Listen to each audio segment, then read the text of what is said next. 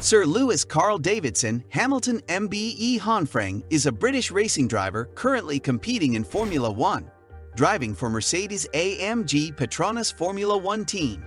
In Formula One, Hamilton has won a joint record 7 World Drivers' Championship titles and holds the records for the most wins, 103, pole positions, 103, and podium finishes, 191, among many others. He is statistically considered as the most successful driver in Formula One history. Hamilton was the highest-paid Formula One driver from 2019 to 2021 and was ranked as one of the world's highest-paid athletes by Forbes in the last decade and 2021. Want to know about it in detail? Well, stay tuned till the end. Hello everyone. Welcome back to the channel. In this video, we will talk about 10 less known things about Lewis Hamilton. Meanwhile, subscribe to this channel and press the bell icon. That being done, let's start. Number 1. Hamilton was a beast at remote-controlled car racing. It was clear from very early on that Lewis Hamilton had a natural talent in abundance. When he was 6 years old, Lewis was bought a remote-controlled car by his father, Anthony. Within the year, Hamilton finished second in a national race against adults with an electric car. He also won the Best Newcomer for the Patrol class, which is quite a feat, considering he was the youngest competitor by at least 15 years. Even as a 7-time Formula One world champion, Hamilton reminisces on these times and the pride they brought him. No doubt, it was a feeling he would chase time and time again as he flourished through the racing series. Number 2. He told McLaren's boss to sign him when he was just 13. Perhaps it was that early confidence that prompted a young Lewis Hamilton to make a career-defining move. Barely a teenager, Lewis approached Ron Dennis, team boss at McLaren Formula One team. These two meetings would define not just Lewis' life, but the future of the sport itself. Dennis recalled the encounters. He asked for my autograph. 2 years later he came back, asked for my autograph again. There was a brightness and determination on my face. At that time, I was a bit bored, that's the truth. I told him I would sponsor his future seasons, but he had to do everything I say. The first thing was, to his disappointment, that he was going back to school. It would be about a decade later before Hamilton would make his debut in Formula One with McLaren. A 3rd place in Australia on debut was followed by 4 second-place finishes before his debut win in Canada. It's safe to say Dennis' punt on the youngster paid off. Number 3. Hamilton was in the same school year as Ashley Young. When Hamilton did go back to school, he was in good company. Born in Stevenage, Hertfordshire, Hamilton attended the John Henry Newman School in the town. One of his classmates just happened to be Inter Milan footballer Ashley Young, formerly of Manchester United and England. So, he was in fine sporting company. Number 4. Lewis used to be superstitious, but left ridiculous routines behind. Many drivers will have lucky charms or routines to aid them on race day. Michael Schumacher preferred to drive with odd numbers. Sebastian Vettel lodges lucky silver in his race boots. Stefano Modena hated the right side of the barrage. And Lewis Hamilton used to be the same. He told James Corden and Tom Brady, "I must have been 10 or 11, and my brother gave me this conker. It was my lucky conker, so I put it in my suit. I don't know what happened to the damn thing. It came out of my trouser leg and I lost this damn conker. Then I had this lucky pair of underwear and my mum shrunk them. It wasn't until I was 17 or 18 and I had a sequence of how to get dressed. Right sock first, then left sock. I got in the car in Germany, about to start the race, and my helmet wasn't done up. So, I'd missed one of the elements of these steps I had made crucial to getting the job done. I remember I crashed several seconds later, and after that, I thought this is ridiculous, it's all in my head. So, I got rid of all that. We create those things in our minds." Number 5. Lewis Hamilton dominated the Junior Series. In modern open-wheel racing, drivers can expect tough competition when progressing through the series. F3 and F2 are fiercely competitive as young drivers vie for the eyes of team bosses on the Formula One grid. But for Hamilton, he simply blew the field away. In 2005, he took the Formula 3 Euro Series with aplomb.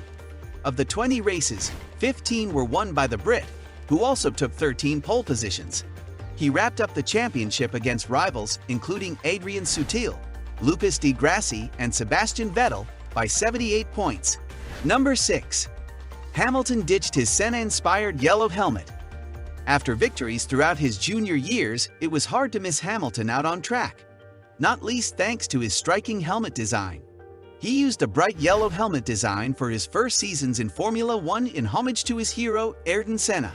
Of course, this yellow is associated with the driver's Brazilian nationality, but designer Sid Mosca described the yellow base as symbolizing youth, with a green stripe symbolizing aggression and a blue stripe symbolizing movement.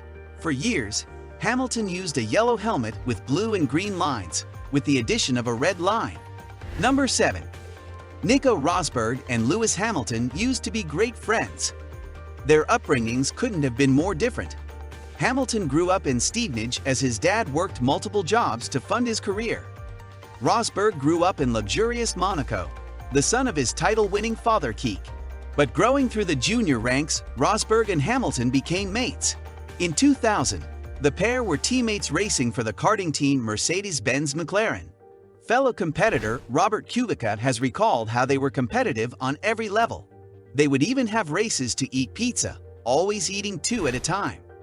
Eventually, the pair's careers diverged. Rosberg made his debut for Williams in 2006, with Hamilton following the next year. The Brit had a stellar debut season, finishing just a point behind world champion Kimi Räikkönen. But in the following season, Rosberg's maiden podium came during an Australian Grand Prix Hamilton had won. The pair famously embraced in the cool-down room. As the seasons went on, the pair became teammates once again at Mercedes. But it was not amicable, with several squabbles leading to Hamilton stating in an interview, "We are not friends." Number 8. Lewis Hamilton has appeared on a Christina Aguilera record.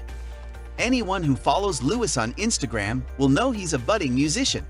He regularly posts clips of his recording setup or showcasing his progress on the piano or guitar. But it's Lewis' vocals that have already secured him a spot on a record. Hamilton appeared under the pseudonym XNDA on the track Pipe from Christina Aguilera's 2018 record Liberation. He raps a short verse on the track, which he revealed on Instagram. Naturally, he wrote and recorded in 2 hours. Number 9. Lewis Hamilton is the 4th Formula One driver to be knighted. Having equaled Michael Schumacher's record of 7 world titles, Lewis Hamilton was bestowed a knighthood in the 2021 New Year's honors by the Queen. He follows in the footsteps of Sir Jack Brabham, 3 titles, Sir Sterling Moss, no titles, and Sir Jackie Stewart, 3 titles. So it was certainly high time Hamilton became Sir Lewis, but it might be a while before he receives his honor at Buckingham Palace. Investitures, where the medal is awarded, were paused during the pandemic and restarted in June 2021. Number 10. Hamilton is working to improve representation of Black people in motorsport. As Formula One continues to take the knee before the race and pause to recognize the "We race as one" message, there has been criticism that more action is needed rather than symbolism. Lewis Hamilton has taken it into his own hands. In June 2020, he launched the Hamilton Commission, which has the mission of improving the representation of Black people in UK motorsport. When launching the commission, Lewis said, "Despite my success in the sport, the institutional barriers that have kept F1 highly exclusive persist.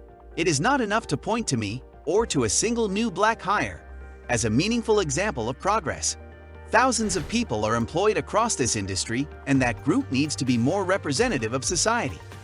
He will work with a board of commissioners and the Royal Academy of Engineering to identify the key barriers to recruitment and progression of Black people in UK motorsport and to provide actionable recommendations to overcome them. So what are your thoughts on this? Let us know in the comments below. And that's all for the day, guys. If you found this video interesting, make sure to hit the like button. Also, subscribe to the channel and press the bell icon to never miss an update from us. Thank you for watching. We'll see you at the next one. Until then, peace.